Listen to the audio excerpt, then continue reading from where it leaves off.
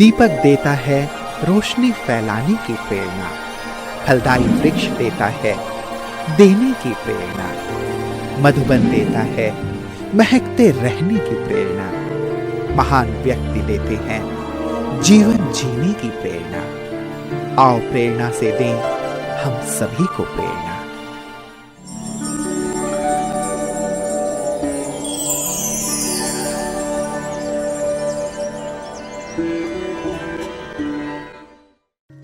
गुजरात राज्य के मुख्य वाणिज्य शहरों में से एक है सूरत। सूरत डायमंड कटिंग और साड़ी उत्पादन के लिए प्रसिद्ध है। इस शहर को सिल्क सिटी और डायमंड सिटी भी कहा जाता है। प्रसिद्ध ताप्ती नदी के किनारे सूरत शहर विद्यमान है। सूरत सिटी लाइट के ब्रह्मा कुमारीज ईश्वरीय विश्वविद्यालय की मुख्य संचालिका हैं राजयोगिनी मयूरी दीदी जी।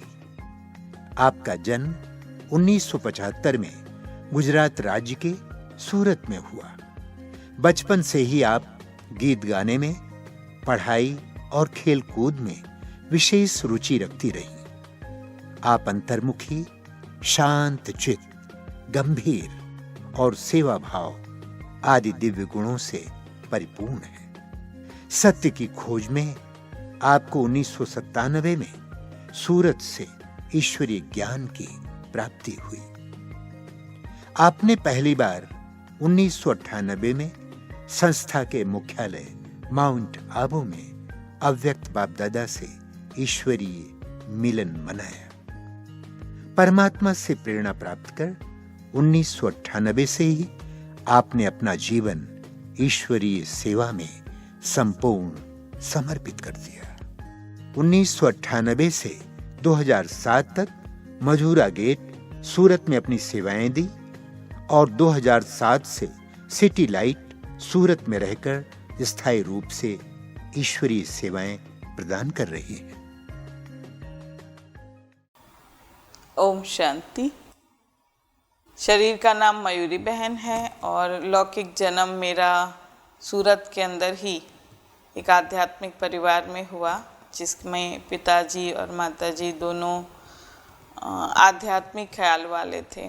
मम्मी टीचर की जॉब कर रही थी स्कूल में और इसीलिए मेरा भी मन उनको देख के यही होता था कि मैं भी बड़ी होकर टीचर बनूंगी और इस हिसाब से पढ़ाई पढ़ना शुरू किया। पढ़ाई में उतनी खास तो नहीं थी, लेकिन फिर भी बीकॉम तक अपनी पढ़ाई पूरी की और उसके बाद डिप्लोमा इन कंप्यूटर मैनेजमेंट का कोर्स पूरा किया और उसके बाद जॉब की। जब पढ़ाई पूरी हो गई और जॉब करना शुरू किया, उसके बाद बात आती है तो हर एक लड़की की शादी की बात आती है। उनकी यही भावना होती थी कि मेरी बेटी भी ब्रह्मा कुमारी ही बने।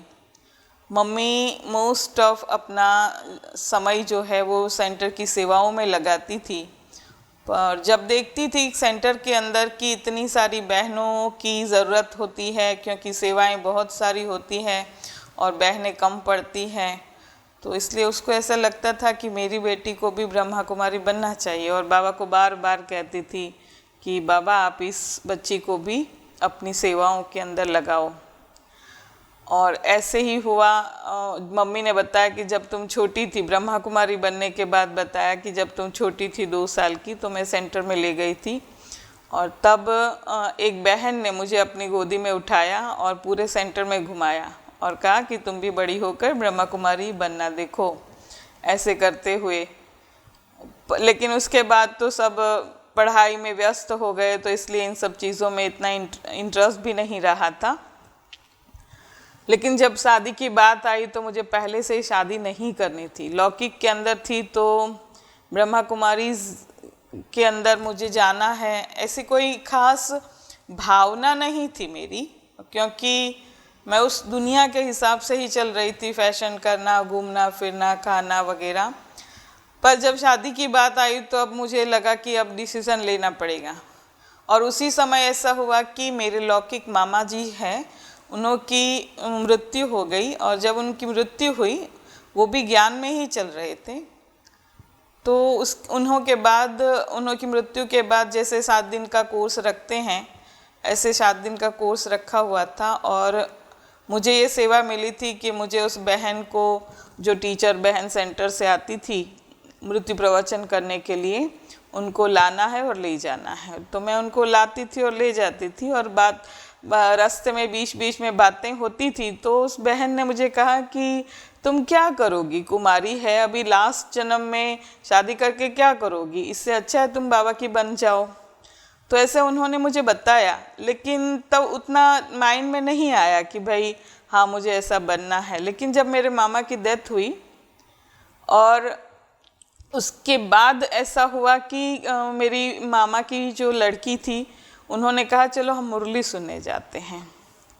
तो मेरा तो खास इंटरेस्ट नहीं था, लेकिन उसके साथ मैं हमेशा सेंटर पर रविवार को, गुरुवार को मुरली सुनने जाया करती थी। और ऐसे का जब मुरली सुनने जाती थी तो मुझे बहुत अच्छा लगता था सेंटर की बहनों का जीवन, और वहाँ से मुझे इंस्पिरेशन मिला और मुझे मन में हुआ कि मुझे ऐसा ही बनना है। तो जैसे कहा कि जब मेरी शादी की बात हुई, मम्मी वैसे तो सोचती थी कि ये ब्रह्मा कुमारी बने, लेकिन जब उम्र हो गई और फिर भी मैंने कोई ऐसा डिसीज़न नहीं लिया, तो फिर उसने मेरे लिए शादी का प्रस्ताव रखा कि अब तुमको शादी करनी पड़ेगी। और जब उसने शादी का प्रस्ताव रखा तो मैंने उन्हों को कहा कि मुझे शादी नहीं करनी है, लेकिन मुझे सेंटर पर रहना है। तो जब मैंने ऐसा कहा तो उनको बहुत खुशी हुई, और इसी हिसाब से उन्होंने बड़ी बहन को बात की सेंटर में जाकर। तो जब सेंटर में बड़ी बहन को बात की, तो क्योंकि मैंने कंप्यूटर मैनेजमेंट किया हुआ था और उस समय नया नया कंप्यूटर निकला हुआ था, तो उनको ऐसा लगा कि चलो अच्छी बात है, सेवाओं में ये बहुत मददगार बनेगी। और इस हिसाब से उन्होंने छुट्टी भी दे दी कि हाँ भले आपकी लड़की सेंटर पर रह सकती है। तो जैसे मुझे ज्ञान मिला 97 में, और 98 से ही मैंने सेंटर पर रहना शुरू कर दिया। और ये एक ऐसा चांस है जो बहुत कम लोगों को मिलता है कि जैसे ही ज्ञान में आए और ऐसे ही आपको सेंटर पर रहने का मौका मिल जाता है। तो और सेंटर पर रहते हुए खास करके तो अकाउंट्स की सेवाएं दी गई थी, क्योंकि नया नया कंप्यूटर लिया हुआ था और नए नए ही ये अकाउंट्स की सेवाएं कंप्यूटर में डालने की जो शुरुआत हुई थी। क्योंकि सूरत मजूरा गेट जो है सब जोन था, और सब जोन लेवल के ऊपर सारे मैसेजेस आते थे और वो सारी दूसरे सेंटर्स को पहुंचाने होते थे। इसलिए मेरा वर्क हमेशा ऑफिस वर्क रहा था, और जनरली इस ऑफिस के अंदर अकाउंट्स और बाकी सारे ऑफिस से रिलेटेड जो भी कार्य है वो मुझे करने होते थे। और ऐसे चलते चलते फिर धीरे धीरे 98 में जब बाबा मिलन में जाना हुआ, तो फर्स्ट टाइम जब बाबा मिलन में मैं गई, उस समय ऐसा था कि मार्च का लास्ट का बाबा का टर्न था, और इसीलिए बहुत सारी संख्या बढ़ गई थी। एटलीस्ट 28,000 जितने भाई बहनें ऑल ओवर इंडिया से आए हुए थे। तो उस समय फर्स्ट ऐसा हुआ था कि बाबा जो है, जिन्होंने डायमंड हॉल में चक्कर लगाया था, तो मुझे बहुत आज दिन तक उस चीज़ की खुशी रहती है कि मेरा फर्स्ट बाबा मिलन, और उस फर्स्ट बाबा मिलन के अंदर भी बाबा जो है वो पूरे डायमंड हॉल में चक्कर लगाया। और दूसरी एक चीज़ मुझे हमेशा याद रही कि जब बाबा ने मुरली चलाई, जिसमें बाबा बार बार अचलगढ़ की बात कर रहे थे कि अचलगढ़ को याद रखना है, अचलगढ़ आपका यादगार है। तो जैसे ज्ञान में चलते चलते जब कोई बात आती थी तो मुझे बार बार वही याद आता है था कि बाबा ने मेरे लिए ही ये कहा है कि अचलगढ़ को याद रखना है। अर्थात मुझे अचल बनकर के रहना है, चाहे कोई भी परिस्थिति आए, कोई भी बातें आएँ, लेकिन मुझे अचल बनकर के हर परिस्थितियों को पास करते हुए आगे बढ़ना है। तो इस तरह पहला बाबा मिलन जो है, मुझे उस चीज़ की खुशी है कि बाबा जो है स्टेज से उतर कर पूरे डायमंड हॉल के अंदर चक्कर लगाया। तो मैं ऐसे समझती हूँ कि शायद भगवान मेरे लिए नीचे आए, इस चीज़ की मुझे खुशी रहती है कि पहली बार बाबा जो है नीचे डायमंड हॉल में जिन्होंने चक्कर लगाया। ऐसे करते हुए दादियों से बाद में मिलना तो होता रहता था, लेकिन एक अनुभव दादियों के साथ में प्रकाशमणि दादी का मेरा ये रहा कि जब हम ज्ञान में नए नए आए तो दादियों से मिलना इतना नहीं होता था। पर एक बार साथी बहन ने कहा कि चलो हम दादी जी से मिलने जाते हैं। मैंने कहा हम कैसे जा सकते हैं, हमारे साथ तो कोई बड़ा भी नहीं है। तो कहा कोई बात नहीं, चलो ना। और ऐसे हम लोग एक बार दादी से मिलने चले गए दादी कॉटेज के अंदर। तो दादी ने बहुत अच्छे से पूछा, नाम पूछा पहले, तो फिर कहा कहाँ से आए हो। तो हम जिस सेंटर से गए थे सूरत मजूरा गेट, वहाँ पर लता दीदी के पिताजी भी रहते थे। तो दादी ने तुरंत उन्होंने याद किया कि जय किशन कैसा है। तो मुझे ये चीज़ बहुत अच्छा लगा कि इतने सालों के बाद भी दादी देखो कितना ध्यान रखते हैं कि जैसे बाबा के लिए सब कहते हैं कि मेरा बाबा है, ऐसे क्यों दादी के लिए भी लोग कहते हैं कि मेरी दादी है, क्योंकि दादी से हर एक को अपनापन फील होता है। और फिर दादी ने उन्हों के लिए टोली भी भेजी जो मम्मा बाबा के समय के थे और सेंटर पर ही रहते थे। तो जब उन्हों को बताया कि दादी ने आपके लिए टोली भेजी है और आपके लिए पूछा कि जय किशन भाई कैसे हैं, तो वो भी बहुत खुश हो गए। तो दादी को इसलिए हमेशा लगता है कि हर एक को कि मेरी दादी है। और मुझे भी फिर वो ऐसा फील नहीं हुआ कि मैं दादी से मिल रही हूँ, मैं तो बहुत छोटी हूँ और एकदम से दादी से कैसे मिल सकती हूँ। तो ये चीज़ मेरे जीवन के अंदर एकदम दादी के प्रति एक भावना कि हाँ, दादी जो है हर एक ये हम अनुभव करता है कि मेरी दादी है, क्योंकि दादी का नेचर ऐसा था कि हर एक को अपनापन महसूस कराती थी। तो प्रकाशमणि दादी के लिए तो यही कहेंगे कि हाँ, हमारी दादी है, हर एक अनुभव करते हैं। और ऐसे ही हमारी दादी जानकी जो है, उनके लिए हम सब जानते हैं कि कैसे वो ज्ञान का मंथन करके सुनाते हैं क्लास के अंदर अलग अलग बातें, और कई दादियों से कई चीज़ें सीखने को मिलती है। ऐसे ही दादी जानकी जो है, उन्होंने एक बार क्लास में ये कहा था कि मैं हमेशा ध्यान रखती हूँ कि जब मैं मुरली पढ़ती हूँ तब मेरी बुद्धि कभी भी इधर उधर न जाए। और वो चीज़ मुझे बहुत अच्छी लगी और इसीलिए मैंने भी सोचा अपने जीवन में इस चीज़ को धारण करने के लिए कि जब हम मुरली सुनते हैं या मुरली पढ़ते हैं तब हमारी बुद्धि इधर उधर नहीं जानी चाहिए। और ये भी एक बहुत बड़ा पुरुषार्थ है, क्योंकि जब मैंने प्रैक्टिकल इस चीज़ को अपनाया तो मुझे लगा कि इसमें बड़ी मेहनत है। आज भी थोड़ी बहुत बुद्धि इधर उधर चली जाती है, तो इस चीज़ के अंदर भी कंप्लीट हमारी बुद्धि इधर उधर न जाए, इसके लिए कितनी हमें मेहनत करनी पड़ेगी। तो इस चीज़ का मुझे आज भी रहता है कि जब मुरली सुनाऊं या मुरली सुनूं तो मेरी बुद्धि इधर उधर न जाए। 100% मैं उस मुरली के महावाक्यों को ही सुनूं और न मन में ऐसे कोई भी विचार या कोई भी संकल्प आए या मन के अंदर कोई दूसरे ख्यालात आए। इसका मैं हमेशा अटेंशन रखती हूँ दादी जी के इस महावाक्यों के आधार से। ज्ञान में चलते चलते और सेवाएं करते करते फिर जैसे जैसे आगे बढ़ते गए, उस अनुसार फिर दूसरे सेंटर खोलने की बात आई। और जहाँ पर हम रहते थे सूरत मजूरा गेट सेंटर से, और वहाँ पर जो निमित बहन थी हमारी लता दीदी, उन्होंने 2005 में शरीर छोड़ा। और उसके बाद फिर 2 साल हमने वहीं पर सेवा की सूरत मजूरा गेट सेंटर पे। और उसके बाद फिर वहाँ पर जो हमारी निमित्त बने थे रंजन बहन बलसाड़ के, उन्होंने फिर यहाँ नया एरिया जो डेवलप हो रहा था सिटी लाइट करके सूरत के अंदर, तो वहाँ पर एक सेंटर खोल के दिया। तो 2007 से यहाँ सूरत सिटी लाइट एरिया में हम रहते थे। और शुरू में जब मकान लिया गया तो वो रेंट पर लिया था, और इतने सारे भाई बहनें भी नहीं आते थे मुरली सुनने के लिए, और इसीलिए सेंटर का भाड़ा भरना थोड़ा मुश्किल होता था। तो रंजन दीदी जो हमारे बलसाड़ के हैं वो हमेशा मदद करती थी। एक दिन ऐसा हुआ कि मुझे थोड़ा बाबा के कमरे में बैठी थी और लगा कि बाबा मैं ऐसे तो नहीं रह सकती हूँ कि हमेशा दूसरों से पैसे ले लूँ, और फिर आपने मुझे बिठाया क्यों। ऐसे करके मैं बाबा से बात कर रही थी कि बाबा अगर आपने मुझे यहाँ बिठाया है तो इसका भाड़ा भरने को मुझे काबिल बनाओ, या फिर इसका कोई ना कोई सोल्यूशन आपको निकालना पड़ेगा। मैं हाथ नहीं फैला सकती हूँ, आप ही कहते हो मांगने से मरना भला। और जब बाबा से मैंने बात की और उसके बाद जब मैंने दूसरे दिन भंडारी खोली तो मेरे आँखों में से आंसू निकल आए थे, क्योंकि जो हमारा भाड़ा था 11,000 रुपये और उस दोनों भंडारी से मिलके पूरे 11,000 रुपये ही निकले, 11,600 रुपये निकले। तो मुझे इतनी खुशी हुई कि सच में ही बाबा सुनता भी है और बाबा हेल्प भी करता है। ये चीज़ जो है हमेशा ही रहती है कि जैसे बाबा कहता है मैं बैठा हूँ मुझे याद करो, मैं हर परिस्थिति में सिर्फ तुम्हें मुझे भूल जाते हो, बाकी मैं बैठा हूँ तुम्हारी मदद के लिए।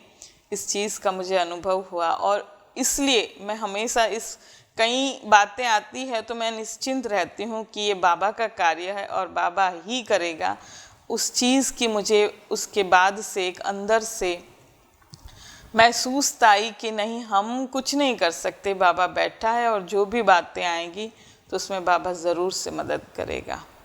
जब शुरू में ज्ञान में आई, जैसे मैंने कहा कि ज्ञान में आते ही मुझे सेंटर पर रहने का एक बहुत अच्छा चांस मिल गया और इसलिए ज्ञान इतना स्पष्ट नहीं था, लेकिन धीरे धीरे करके मैंने मुरलियाँ सुन के और अव्यक्त मुरलियों का अध्ययन करते हुए ज्ञान को बहुत अच्छी रीति से समझना शुरू किया।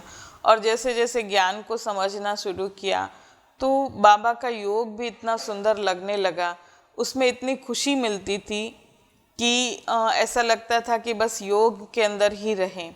और मैंने ज्ञान की धारणाओं के आधार पर ही अपने योग को अच्छा बनाया था, क्योंकि जैसे बाबा से प्रीत बढ़ती जाती है तो हमारा योग भी अच्छा बनता जाता है। लेकिन उसमें हमेशा मैंने ये अपने जीवन में रखा कि जो बाबा कह रहे हैं अव्यक्त मुरलियों के अंदर, वो मुझे करना है। इसको आज दिन तक मैंने लक्ष्य लेते हुए इस चीज़ को कर रही हूँ कि जो अव्यक्त मुरलियों में बाबा ने कहा है वो ही मुझे करना है। इस चीज़ को मैंने अपने जीवन में धारणा बनाई है और उसके कारण बहुत ही अच्छा अनुभव होता है कि न व्यर्थ इतना चलता है और ऐसा लगता है कि जो भी कार्य है, जो भी संकल्प किया है वो पूरा होना ही है, उसमें कोई किंतु परंतु नहीं है। इतना विश्वास है कि नहीं, ये होके ही रहेगा, क्योंकि हमने ज्ञान को आधार बनाया है और ज्ञान के आधार से कर रहे हैं।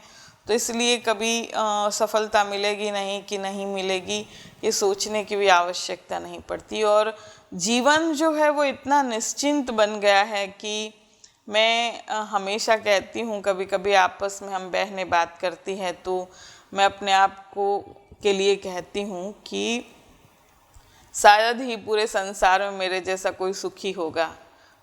ज्ञान के आधार से, चीज़ वस्तुओं के आधार से नहीं, लेकिन ज्ञान के आधार से मैं अपने आप को ऐसे समझती हूँ कि शायद ही कोई सुखी होगा, क्योंकि जीवन इतना निश्चिंत हो गया है कि जैसे बाबा कहते हैं व्यर्थ में नहीं जाना है, जैसे आज की मुरली है कि ईर्ष्याओं में नहीं जाना है। तो इन चीज़ों को धारण किया है और इन धारण करने के आधार से जीवन को ऐसा निश्चिंत अनुभव करने का एक बहुत ही अच्छा अनुभव रहा कि जीवन एकदम निश्चिंत बन गया है। कुछ भी सोच नहीं चलती है कि होगा या नहीं होगा।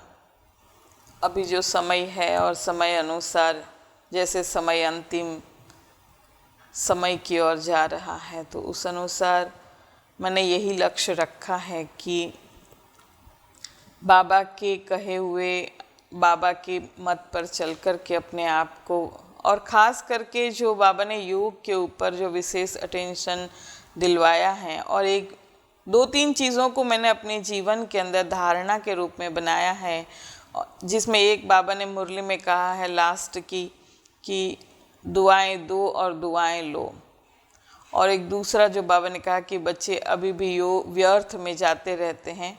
तो इस चीज़ को मैंने अटेंशन में रखा कि मुझे अब व्यर्थ में नहीं जाना है, मुझे हमेशा सबकी दुआएं लेनी है। मेरा पुरुषार्थ यही रहता है कि जो बाबा ने कहा कि ब्रह्मा बाप को ब्रह्मचारी बनो, ब्रह्मचारी तो बन गए, तो मैं हमेशा ये लक्ष्य रखती हूँ कि जैसे बाबा ने कहा कि ये बाबा ने, अगर ब्रह्मा ने किया तो तुम करो, अगर ब्रह्मा ने नहीं किया है तो तुम्हें भी नहीं करना है। तो इस चीज़ को अटेंशन में रखती हूँ, खास करके अपने बोलों पर और ख़ास करके अपने विचारों पर, खास करके अपने कर्मों पर, कि मुझ आत्मा के द्वारा किसी का भी थोड़ा सा भी दुख न हो, मेरे कारण किस मेरे बोल से, मेरे व्यवहार से, मेरे कर्म से किसी को भी दुख की फीलिंग ना आए, किसी को भी हर्ट ना हो, ऐसा मैं बनना चाहती हूँ। जो बाबा ने कहा बाप समान, तो इस बाप समान का हमेशा लक्ष्य लेकर के चलती हूँ। और अगर सपोज़ किसी को शिक्षा देनी पड़ भी जाए समय अनुसार, तो सुख शिक्षा देती हूँ तो साथ साथ उस आत्मा के लिए योग भी करती हूँ कि बाबा इस आत्मा को जो शिक्षा दी है, उस शिक्षा को धारण करने की उस आत्मा को बुद्धि भी देना। तो इस अनुसार मेरा यही लक्ष्य रहा है कि जो बाबा ने कहा बाप समान बनना है। और आज की मुरली में जो बाबा ने कहा कि अगर आपने 3 सर्टिफिकेट लो तो ही आप जा सकते हो, तो आप पसंद, बाप पसंद और लोग पसंद। तो इस चीज़ का मैं हमेशा अटेंशन रखती हूँ कि आप पसंद भी बनना है, बाप पसंद भी बनना है और लोग पसंद भी बनना है। तो लोग पसंद में मेरे द्वारा किसी को भी हर्ट हो, ऐसा कार्य मैं न करूं।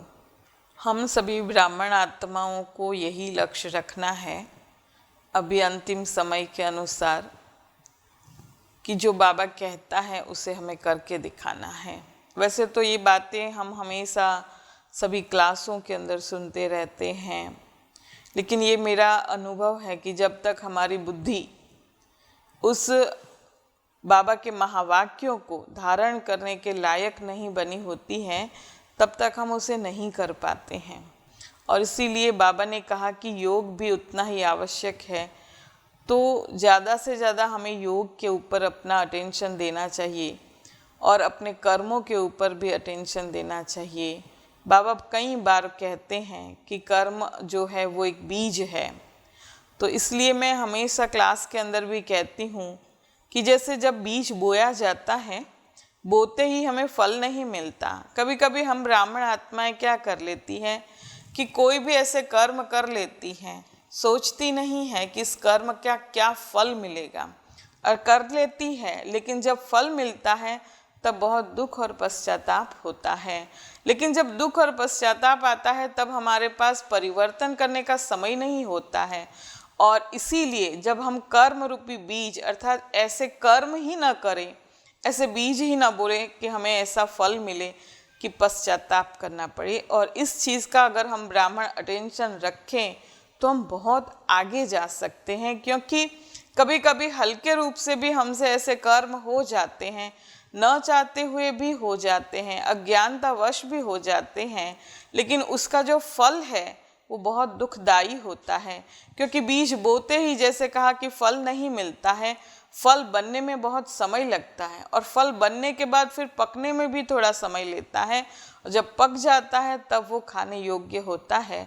उसी तरह ये चीज़ को मैंने अनुभव किया कि जब हम कर्म करते हमें पता नहीं होता है कि हमसे क्या कर्म हो गया, लेकिन जब उसका फल बहुत समय के बाद मिलता है तो वो जो पश्चाताप की घड़ियाँ होती हैं वो ऐसी होती है कि ना हम परिवर्तन कर सकते हैं और ना हम उसका क्योर कर सकते हैं। और इसीलिए बहुत अटेंशन रखना है हमें अपने कर्मों के ऊपर, बोल के ऊपर, कि हम कैसे बोलें और हम कैसे कर्म करें, क्योंकि कर्म हमारे बीज है और उसी का हमें फल मिलता है।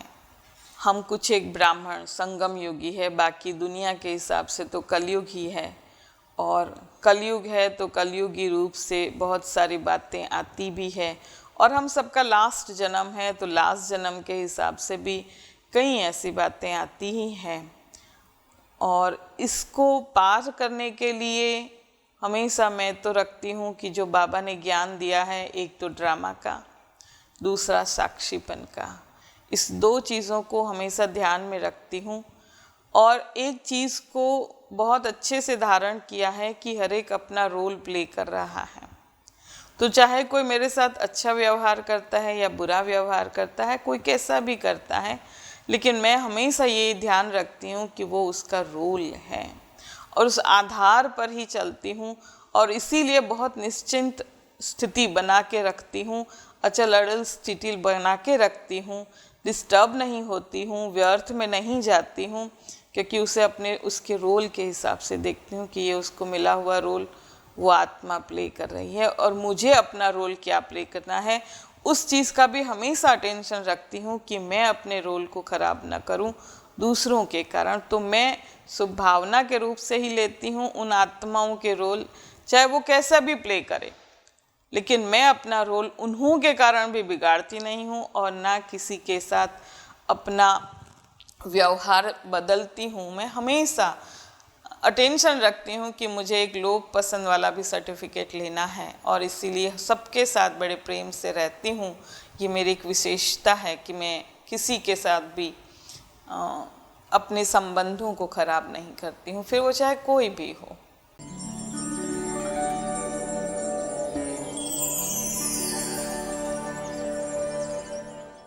उनके अंदर विशेष समर्पणता का भाव है, सहनशीलता का भी गुण है और साथ साथ उमंग उत्साह इतना है, जो उमंग उत्साह के साथ वो सदा ही आगे बढ़ रहे हैं और साथ साथ अपने साथी बहनों को भी आगे बढ़ा रहे हैं। उनकी सदैव ये चाहना रहती है कि वो अपने जीवन के अंदर सदा आगे बढ़ते रहे। दीदी का हर काम, हर चीज़ बच्चों को ज़्यादा से ज़्यादा उनको प्रेरणा मिले, उनकी आदतें संस्कार में जाएं, वही कोशिश रहती है। हर दिन जैसे मुरली सुनने के लिए आते हैं, वैसे एक मन में खुशी रहती है कि आज कुछ दीदी से नया जानने को मिला है, कुछ नया जानने को मिलेगा, यही खुशी से दौड़ के आते हैं। उससे ज़्यादा खुशी की क्या बात। दीदी की लाइफ से मुझे यही प्रेरणा मिलती है कि हम जितनी बड़ी सोच रखते हैं और जितना बड़ों के द्वारा दुआएं ले सकते हैं, उतना हमारा जीवन बहुत सहज हो जाता है। और बाबा ने तो हमें सिखाया ही है, लेकिन जब प्रैक्टिकल में किसी को करते हुए देखते हैं